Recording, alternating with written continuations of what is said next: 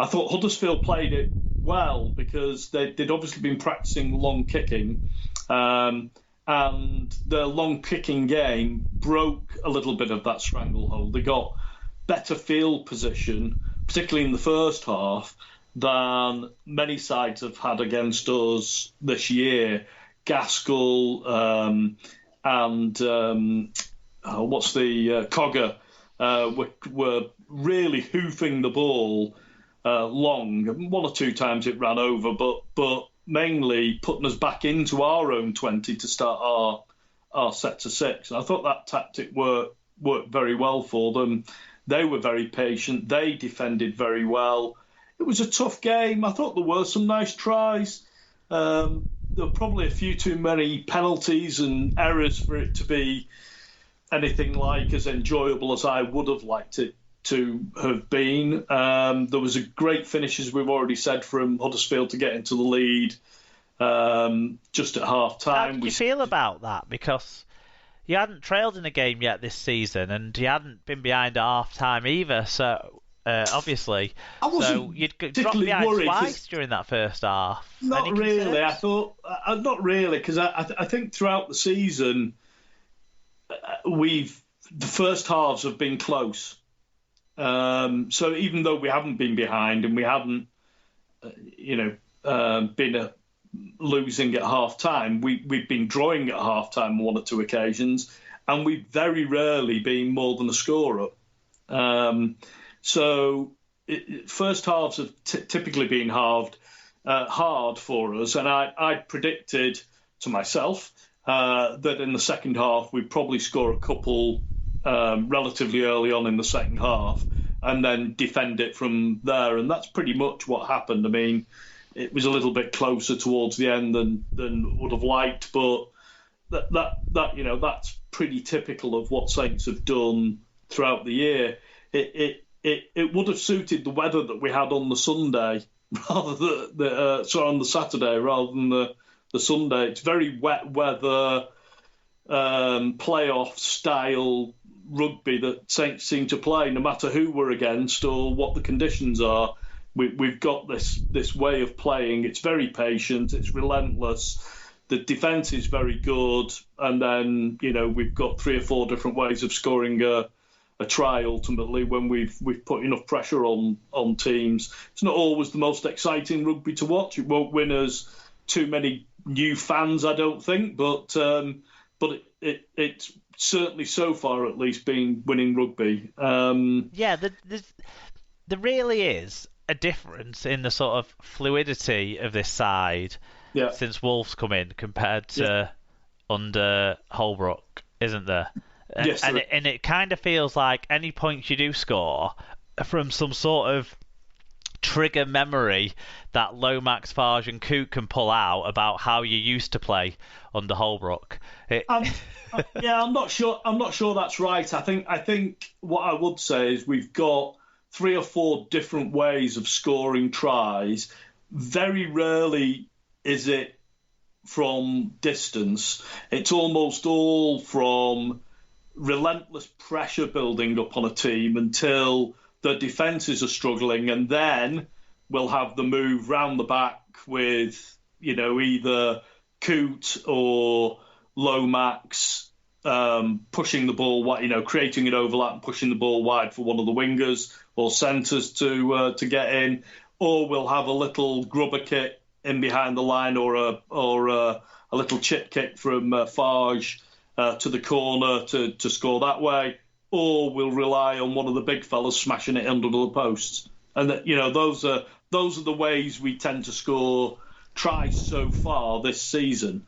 And I'm not sure it's about muscle memory. I think that's just the game plan. I think that's the way we play rugby right now and at this time of year. Whether it's going to look like that down the line, I don't know. Whether it's going to be good enough to beat any of the top sides, and I don't include Leeds in that, down the line. I love that. Completely unnecessary dig at a team that are in the bottom half of the table. I enjoy that very much. Listeners. I'm here for that, David. You did find a way to score tries, so we'll talk about that winger in a minute. But What was it that Tommy Makinson fucking knew? Did he fucking know that he wasn't fit and shouldn't have been picked? It's a really good question. I have to admit, I am a little bit worried. I read the interview with Wolf this morning, who said Tommy had been training normally for the last 2 weeks, and in fact they thought he would have played last weekend, but they were being a little bit conservative, and just kept him out. But I think there does have to be a little bit of a concern that, last year Percival played game after game after game for about 5 minutes. Yeah. Then went off, and then his season finished. And now we've had Makinson seemingly coming back too early, playing for 5 minutes and then going off, and then clearly being quite cross on the sidelines. I don't know. It's not a good look. Let's put it that way. You'd think someone would have had enough nous between the player and the medical staff to know whether he was properly fit or not. And clearly he wasn't, because it didn't last. I mean, it happens sometimes, but anyway, it wasn't good. And what that's going to mean for him now, I don't know in terms of how long he's going to be out. I mean, the only good bit of news for us is that at least at the moment, with Wellesby's sort of stepping further up from where he was last year, and no other serious injuries across the back line, we're at least covered. Yep, jack of all trades, master of all. Indeed, he's certainly playing very well across the full-back and centre and wing position. So, but Regan Grace, let's talk about him, because I think it was his second try. How did he? You talk a lot about, or you hear commentators talk a lot about people sidestepping forwards, and you think, how are they doing that then? Or you hear them about going forwards as quickly as they go sideways. I counted about 3 changes of direction, yet he still ran straight for that try. And I just couldn't, I was thinking, surely it should be easy to defend because he just went straight. But when you look at how quickly he was going, yet was looking like he was going to go left, then right, then left again, before making his little dive for the line. Yeah, he's not the fastest player in the league, but I don't think. I think Bethan French might well be that. There might be one or two other claimants to that. Matty Ashton. Yeah, he's pretty damn quick. So I don't think Grace is that fast. But what he does have is great balance. I think he's got very good balance. And I think over the last 12 months, he's also added more strength to his game, so that when he goes into contact, he's making more metres in contact when coming out of defence, and he's also more confident and more powerful when he gets near the line now than he used to be. And he had to show that in at least 2 of the tries that he scored this weekend. When he was in decent contact before he hit the line, and was able to get the ball down. But it's his balance it's his balance whilst moving that makes him exciting to watch, and makes him difficult to sort of predict and stop. But that touch of power that you suggest is added, that has, with the acceleration that he's got, it's just got this remarkable, I don't know, his legs. I don't know how to describe it, but that run for that try, it wasn't a spectacular try in most regards. No. But when you watch it slow down and you see how quickly he still is going in slow motion, but going forwards all the time, but looking like he could go either way constantly, it was very impressive. It was not quite as impressive as Darnell McIntosh's finish, but it was close. Still a good finish, and it's a nice hat trick for him to score, and he's building a good record now in terms of scoring regularly in games. And I think he's going to get I think he's going to get better from here. So I think good news for Saints fans over the next 12 months anyway, that we're going to get to see him play, and hopefully back in the stadium shortly to do that. Very happy with the win in the end. Think we made it harder than I'd have liked to us done, but I think Huddersfield made it harder. I think you've got to give credit. Lawrence and Yates were both fantastic, I thought, for Huddersfield in the middle. Yeah, I thought they were, and I thought Matty English had a very good game at prop. Yeah, he was good too, yeah.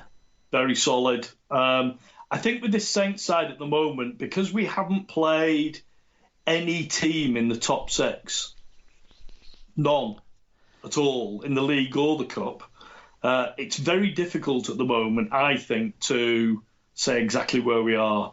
And we won't know this week either, because we've got Salford.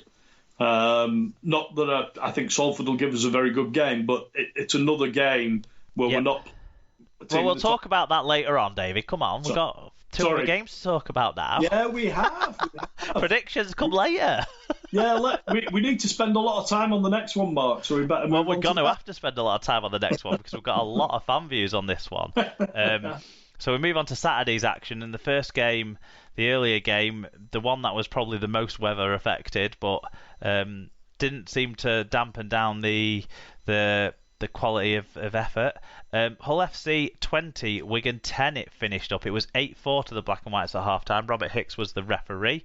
In terms of the disciplinary, Liam Farrell got a grade A high tackle, so grade A's tend to carry no matches. Can't even remember which one was so bad. They had one where it came off the ball onto the shoulder, onto the head, but isn't that most high tackle? So why isn't everyone getting a grade A for every high tackle? Sam Powell and Jack Brown both got cautions for dangerous contact, and we'll talk about those two tackles as we go along because it's going to come up in about 50% of these dozens of fan reviews we've got, I think. Indeed. David. So do you want to start us with the first of the fan reviews? Yeah. So Mark Snide's forgotten right foot. With Hull missing 3 players before the game, it was a slight cause for concern, but FC stepped up and put in a fantastic 80-minute performance. Swift, Satai and Snide were fantastic in their respective elements of the game and got FC firing. Overall, excellent defence, brilliant kick chase, control of the game, and a fantabulous kicking game from Snide, except for drop goals. Yeah, that's too right. What's happened to him there? I don't know. He's forgotten how to kick the ball. He should get Tommy Makinson to go and give him a few lessons while he's not playing. Yeah. Pop the Viking said, thought the better team won. Hull worked hard and deserved the win against a Wigan team that looked flat. Curse of the coach of the month. Well, we do have that award now, don't we? So, yeah. Jen K said, I felt strongly that whoever won the league game last weekend would lose this cup tie. Well, you should have been saying this. It's all right if you say it in advance, not after the fact, Jen. And so it proved. Good to see Manfredi back. It was actually. But sad to see the breakup of Hastings-Farrell partnership. Hard as it is to say, it's good to see Hull back on form, especially Snide. Could have levelled it in the last minute, but would not have deserved it. Our cup hopes on hold for another year. Little sort of sad face. Yes, fair assessment that, I think. Callum Percy, the Wigan drummer, said, worst I've seen Wigan play in a long time. We definitely need to sort out our fifth and last kick out and the chase. We put some amazing high kicks up sometimes, but the players just watch it and give the defence time to catch it. It is also definitely clear that Harry Smith needs to be kicking for goals. And then the last comment on this, he says, sorry, but we really need to sort out the consistency of the referees. There was nothing different to Sam Powell's tackle and to Jack Brown's sin bin. It just looked worse. It seemed to happen quite a lot for me for both of the teams in this game, giving penalties for one team and not giving them to the other for the exact same thing. Matt Speakman said, ill discipline and goal kicking, the two cracks that have been showing all year, came back to bite us. I felt like we really needed a league win this year, regardless of the cup, and that hasn't changed. French is wasted on the wing, as the last 20 minutes showed. Now with Manfredi back, there's no reason to keep playing